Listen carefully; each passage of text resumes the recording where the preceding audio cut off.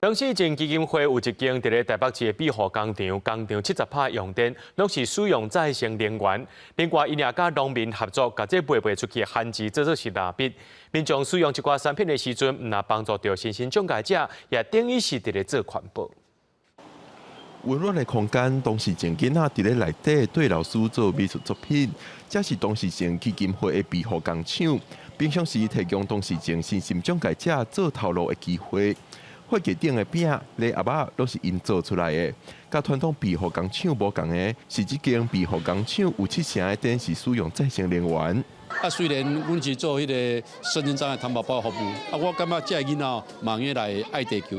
所以今年阮则特别用个绿能来发电，来用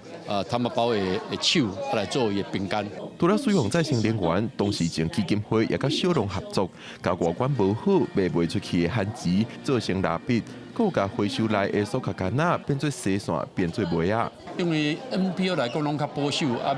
做环保嘛是其实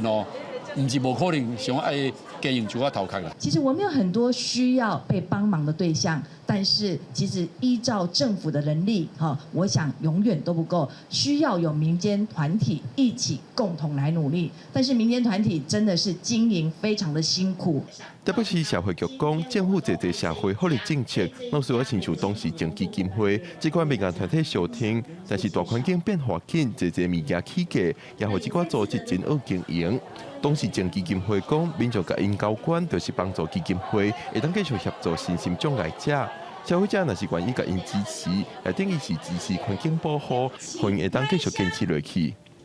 记者高永社桂林台北报道。